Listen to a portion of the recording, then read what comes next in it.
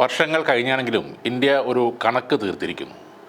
Operation സിന്ദൂറിലൂടെ Masood അസറിൻ്റെ സഹോദരനും കൊടും ഭീകരനും കാണ്ഡഹാർ വിമാനറാഞ്ചലിൻ്റെ മുഖ്യ സൂത്രധാരനുമായ അബ്ദുൾ റൌഫ് അസറിനെ ഇന്ത്യ വധിച്ചിരിക്കുന്നു. കൂടാതെ ബഹാവൽപൂരിലെ ജെയ്ഷെ മുഹമ്മദിൻ്റെ ആസ്ഥാനം നടത്തിയ ആക്രമണത്തിൽ സൈന്യം മസൂദ് അസറിൻ്റെ വീട് തകർക്കുകയും മസൂദിൻ്റെ കുടുംബാംഗങ്ങളും സഹായികളും അടക്കം ആളുകളെ കൊല്ലുകയും ചെയ്തിരുന്നു. ഭീകര സംഘടനയുടെ സുപ്രീം കമാൻഡർ കൂടിയാണ് ഇന്നലെ ഇന്ത്യ കൊലപ്പെടുത്തിയ അബ്ദുൾ റൌഫ് അസർ. ഇന്ത്യ തേടുന്ന കൊടും ഭീകരരുടെ പട്ടികയിൽ ആദ്യ 5 പേരിൽ ഇയാളുടെ പേരുണ്ട്. നേരത്തെ കാശ്മീരിൽ ഭീകരപ്രവർത്തനങ്ങൾ ആസൂത്രണം ചെയ്യാനായി എത്തിയ മസൂദ് അസർ കാശ്മീരിലെ അനന്ത്നാഗിൽ നിന്നാണ് 1994 ഫെബ്രുവരിയിൽ അറസ്റ്റിലാകുന്നത്. 5 വർഷം ഇയാളെ ജമ്മുവിലെ ജയിലിലായിരുന്നു പാർപ്പിച്ചിരുന്നത്. മസൂദിനെ ആ ജയിലിൽ നിന്നും മോചിപ്പിക്കാനായിരുന്നു 1999 കാണ്ഡഹാർ വിമാനം റാഞ്ചൽ നടത്തിയത്. ഇതിൻ്റെ സൂത്രധാരനായിരുന്നു അന്ന് 24 വയസ്സ് പ്രായമുണ്ടായിരുന്ന അബ്ദുൾ റൌഫ് അസർ.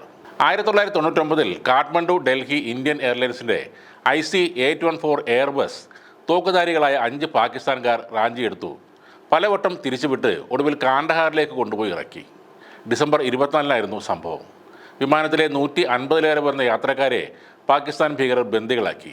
ഇന്ത്യൻ ജയിലിലുള്ള രാജ്യാന്തര തീവ്രവാദികളായ മസൂദ് അസർ, ഉമർ ഷെയ്ഖ്, മുഷ്താഖ് അഹമ്മദ് എന്നിവരെ മോചിപ്പിക്കണം എന്ന ആവശ്യത്തിന് മുന്നിൽ അന്നത്തെ വാജ്പേയി സർക്കാരിനെ വഴങ്ങേണ്ടി വന്നു.